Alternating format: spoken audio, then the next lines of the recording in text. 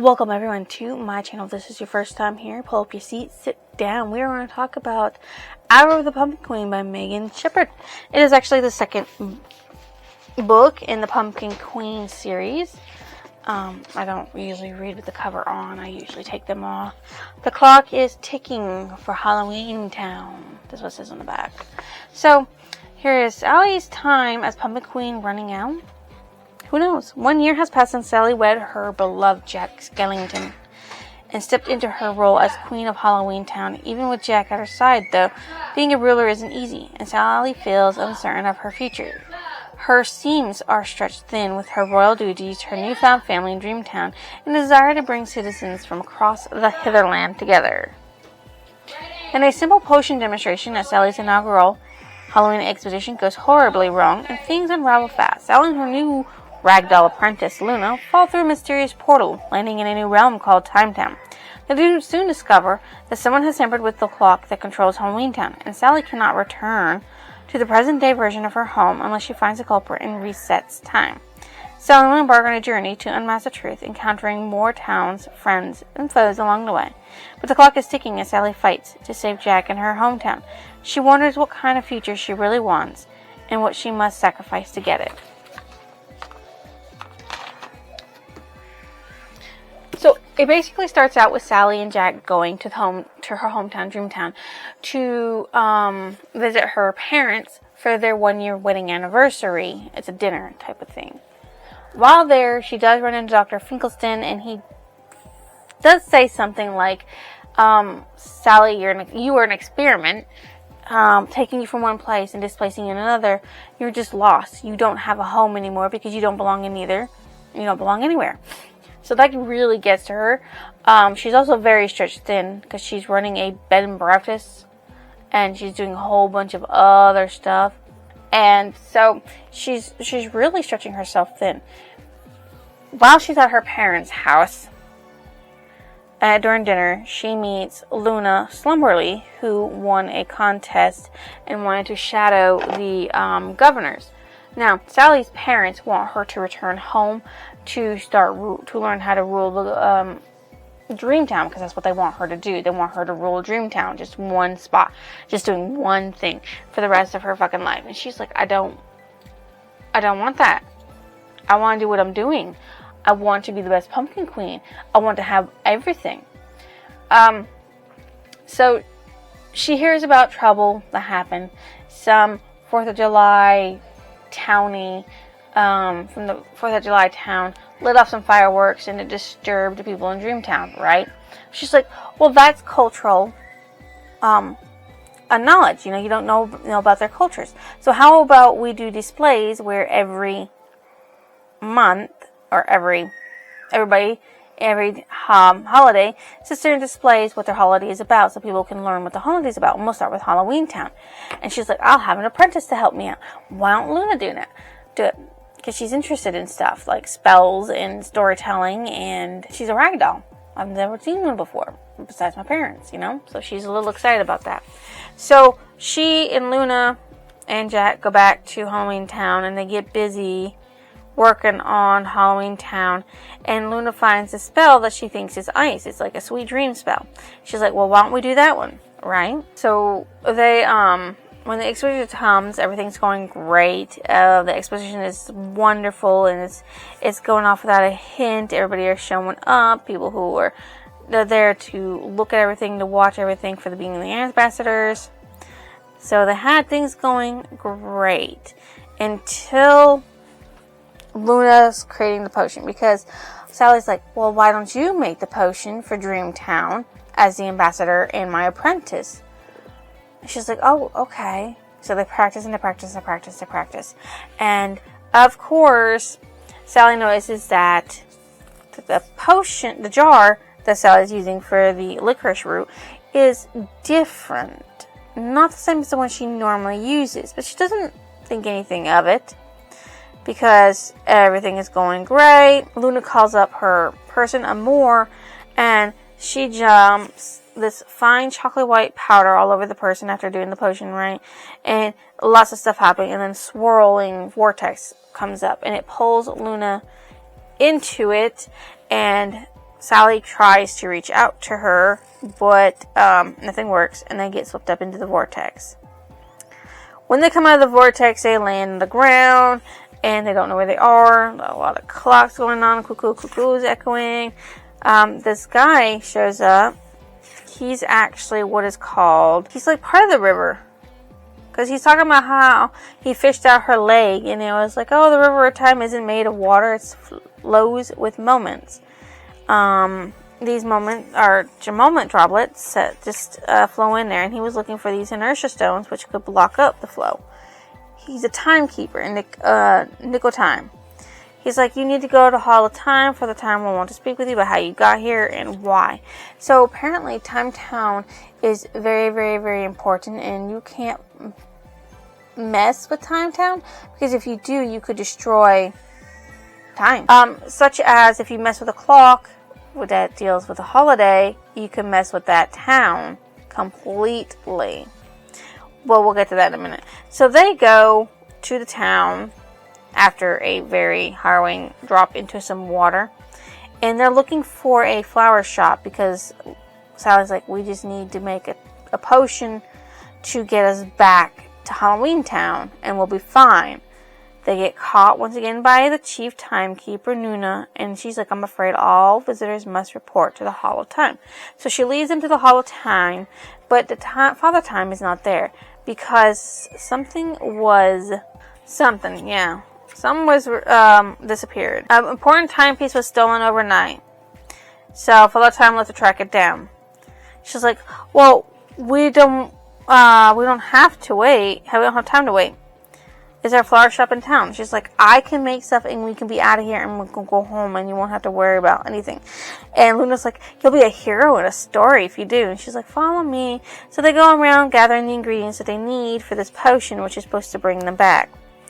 So as she's doing the potion and everything's going great, they see Halloween Town and they go in to touch it, and they jump in this whirlpool, and well, as she's scrambling to stay standing, she glimpses a flying shadow swooping in over the roadblocks, and as she falls, she throws one last look over her shoulder just in time to see the Halloween clock hurtle violently to the floor.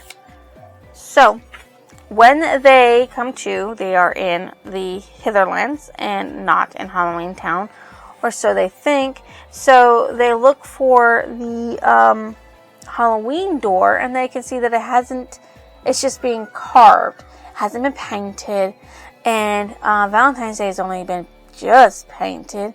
There's absolutely nothing around. So they go through the Halloween Town door, but they end up back in the same area. And that's when she climbs a big, big, big tree all over the top, and she realizes that they're still in Halloween Town, just in the past, where Halloween Town doesn't exist yet. So it does not even exist. So like, oh my god, what are we going to do? So what they do is that they go to Valentine's Town to speak with Ruby Valentino, which is the queen of Valentine Town. And when they go in there and they talk about it, of course, Reginald doesn't recognize who it is, but it's a pumpkin queen. She knows who she is in Halloween Town, and she's like, you know? So only Halloween Town has been affected, but everybody still remembers Halloween Town, and everybody still remembers what happened, you know? Except she acts like, you know, well, she doesn't act like anything. She just acts like she doesn't know that anything went wrong within Halloween Town. She's like, oh, then they talk about it and everything that happened. And she's like, I don't know what to do to help you. We don't have the kind of stuff that you need here in this town. But what I can tell you is that you need to go back there after you've gotten some sleep, and maybe you can find your way.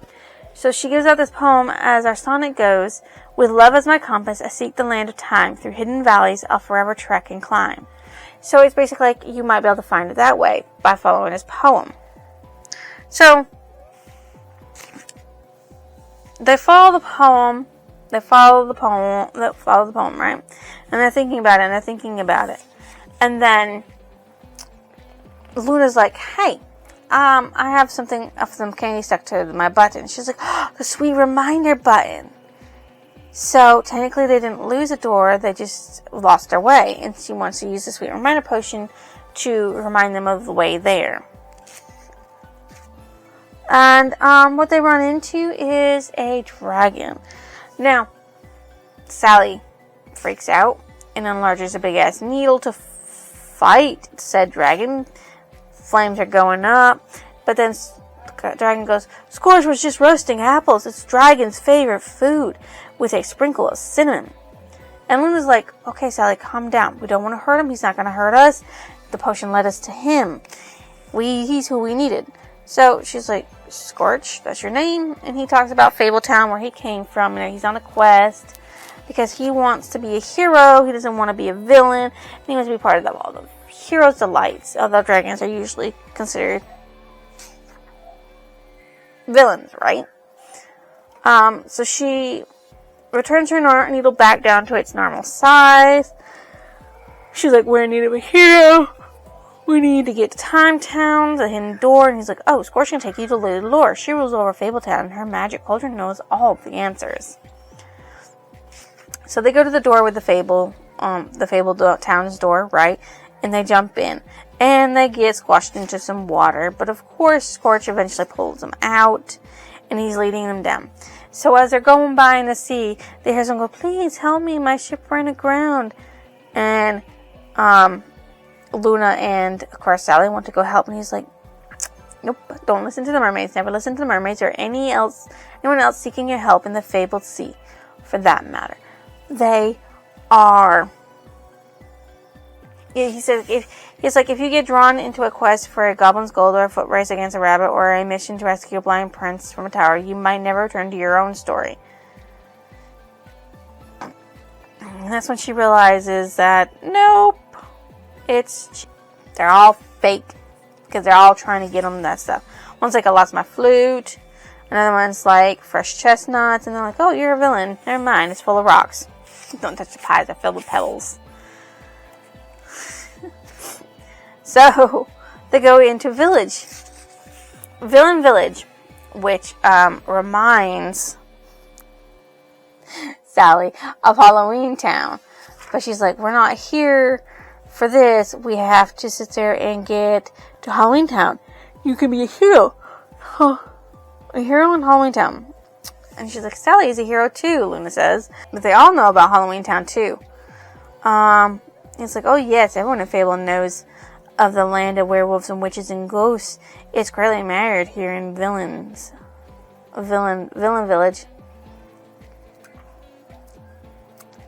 So she's like, the last part is, as we head for the stone bridge, I slide one last look around Villain Village. Though it has all the comforts of home, I have to remind myself that it's actually full of the unknown. So we're on chapter 11. Technically I should have read today, but I haven't had a chance to, between some stuff and me being lazy. I haven't gone to it. I'll probably read the rest of it tomorrow, to be honest. Or I might just push off and read one on Saturday. Read one day to Saturday and one day Friday. I've already listened to Agatha Christie today, so it's not like I didn't get my one book in. And it's after my bedtime, really, so I should really be hitting the hay. Well, I wanted to get this out for you, so that way you could get my review. Yay.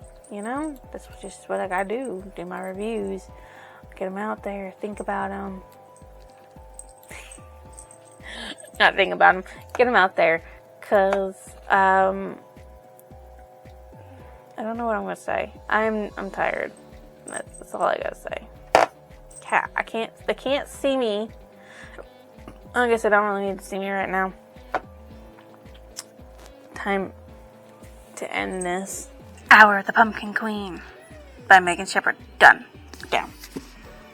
I did it. I read it. I loved it. it definitely picked up in the end.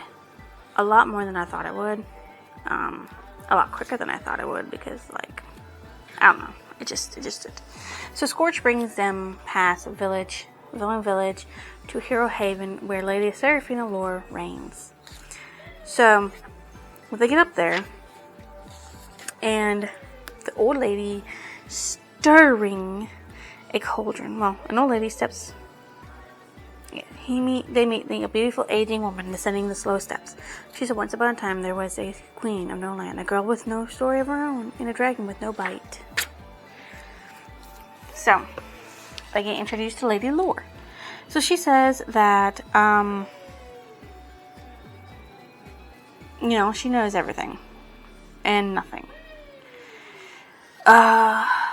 Fuck. Sally sits there and bows and says, you call me Queen with no land, so you must know the Halloween Town is gone. Time has turned back to before my town existed. And we need your help to fix it. So she's like, I need help, to find my Jack. It's like, well, Mayor of Revere has seen your world from its start to its end, including an adventure-seeking skeleton who fell into a land that wasn't his own. It also saw his wedding to his heart's true love atop Spiral Hill, and even several versions of your life together. So, she shows Sally that there are actually all kinds of destinies for one person to have. There's not just more than one. There's one which remains the Pumpkin Queen, where she's, with Jack. Wrinkles around her hair, scarlet threaded through her gray strands. And then there's one where she sees one with her as the Dream Town's mayor. And there's one of her just simply being Sally, doing what she loves, being herself, relaxing on a couch, being with her Jack. So many possible futures. And then it shows Luna's different stuff, including one of them where she's down Dream Town's mayor. And then, of course, with Scorch, showing him being a hero or a villain. And Scorch will be a villain. And Lady Lore's like, no future is set in stone, my young dragon. The future branches from the choices we make in the present. So there's a riddle that she has to solve to ask her cauldron what to do. So she's like, I'm ready to have this cauldron give me its riddle. The riddle is, time is what you seek, but you lack a path, a steady course, never to roam. We pair have a path and never stray, always moving but never going anywhere. She figures it out. It has to do with a broken clock, and it wants something. Luna's like, oh, it needs a gear, or, oh, no, it needs a wrench to fix it, And she's like, it has a pair of hands. So she decides to give up her hands. And, of course, her hands struggle because I don't want her to be given up, but she does it. She sits there and literally sits there for Jack, throws her hands into the cauldron. The cauldron comes out with an answer, right? It says, follow time's flight. And a cuckoo bird comes out of it. But also her hands. And the cauldron is a test, my dear, not a punishment. You not only solved this riddle, but proved your mettle by how far you were willing to go to save your people. Magic rewards mettle, So, yay! So they have this wayfinder. It's a cuckoo clock bird, and it leads them to underneath a bridge. And this bridge is something that most people don't go to because if they go through it, nobody ever sees them again. So they get on the back of Scorch's back and they fly around. And first she's just having so much fun with it. And then she's like, alright, time to go. So they go through and they're back in the timeline. So they're back in Time Town. Yay! They get back to the Hall of Time and they find the Halloween clock. And they sit there and have to figure out how to fix it. But the hands are missing. Of course, Scorch has Notices through his satchel has found objects rattle and clink, and then he pulls out a thin tarnished key and a quill between his lips.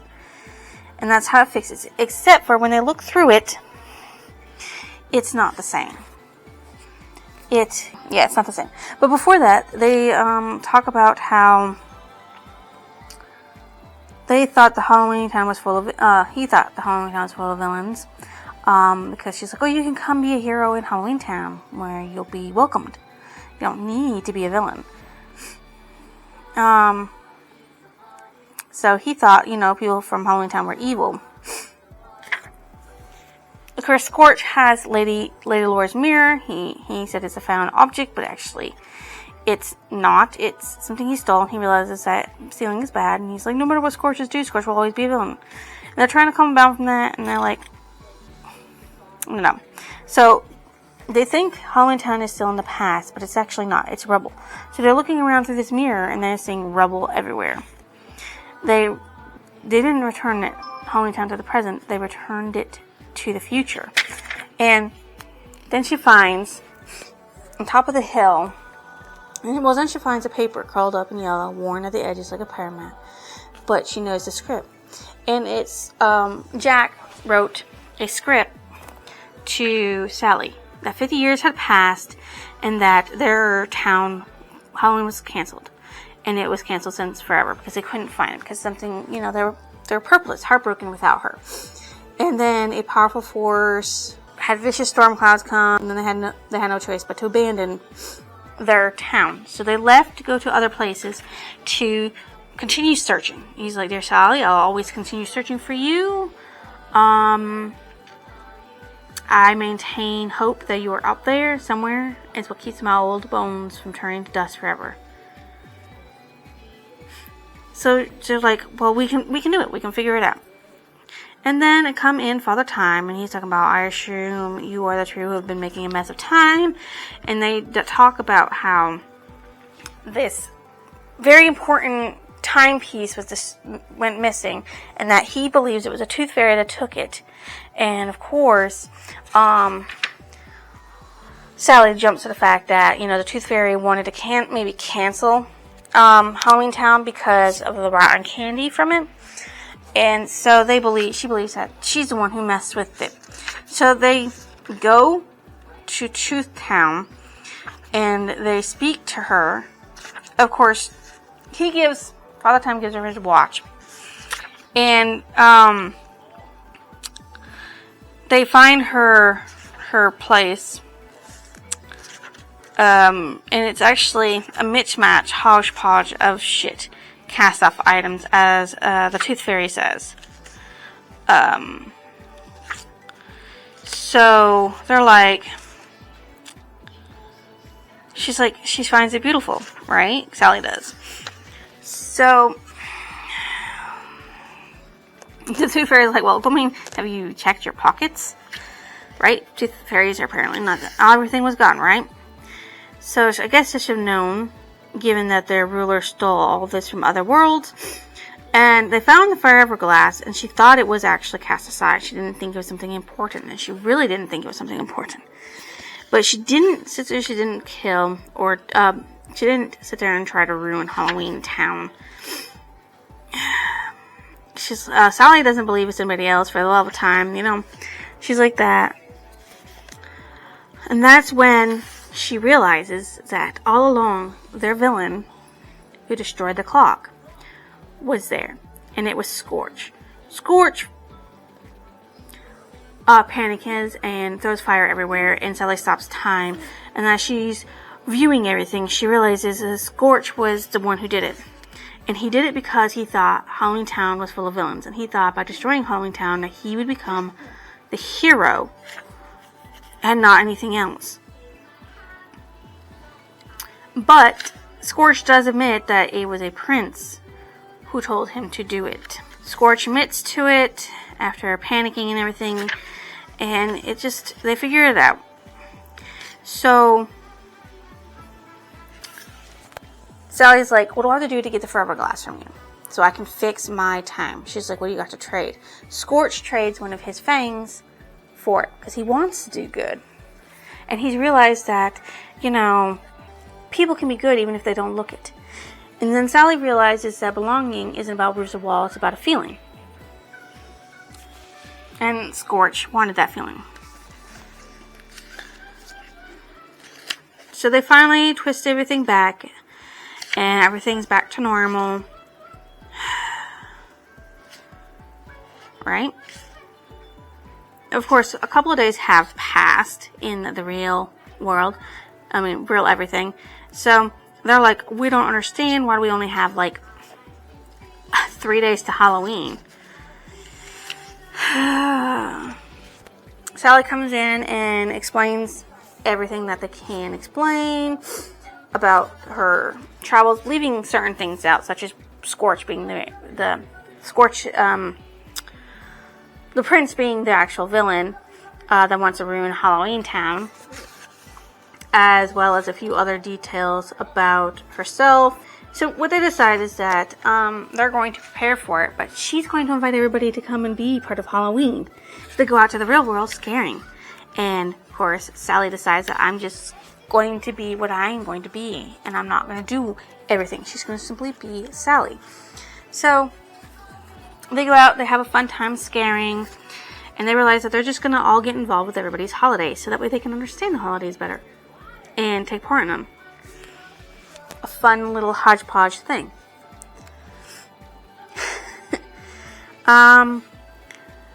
Sally, of course, goes, I know somebody who would be a great governor in the future of Dreamtown. You know, Luna's pretty good. I think she, after training and everything, could just be what you need. And, of course, I set the dragon up in Dr. Finkelstein's tower, where she'll be able to be. So, yeah, she does explain to Jack about everything. The prince who plans to destroy Halloween Town, and Jack's like, well, together we can figure it out together, and we'll get it done together. And they're like, I love yous, and kissing, and then she's like, Jack and I will be a light at each other's side now and forever. So that's the end. My favorite character is, of course, Sally. My least favorite character would be this unknown prince, because, like, why are you trying to ruin fucking everything, right? What right do you have to ruin shit? What stood out as memorable is the hat. Even though Megan is not Shay Earnshaw, she did capture Sally's uncertainty very, very well. Her hesitancy to do things, her overwhelming need to do everything for everybody, and how Sally just really needed to freaking relax. My favorite quote is, belonging isn't about walls and a roof, it's a feeling. I felt an inkling of that when I was flying on Scorch, so careless and free, up among the clouds. I never had to choose, and I don't now, either. I'd have to say my favorite quote is at the very end, by what Jack said. Together, that's how. You and I can accomplish anything when we work together, Sally. You're soft where I'm hard. We fill each other's gaps, don't you see? We'll set out to uncover this prince's plot and determine once and for all why he wants to destroy our holiday. So, that is the end of Hour of the Pumpkin Queen. Okay. On top of that, it's actually part of a series called The Pumpkin Queen series. There's 3 books in it. The next one is due actually July 7th of 2026. So I can't pull it until then. But if I do, I can't read it because it doesn't exist yet. So there is that. I will probably most likely pre-order it sometime when it's closer to when it's going to be shipped out. And all that. I give this a 4. Simply because it's really, really good for what it is. Definitely harboring more and for the Nightmare Before Christmas, because there is some darkness to it, some edges to it, some fun, some giggles and laughs, hope, everything you would think of in The Nightmare Before Christmas. It really does happen in these books too, so that is a good thing. So if you guys think I deserve a like, comment, or even your lovely subscription, why don't you go ahead and drop it down below. I will see you next illusion.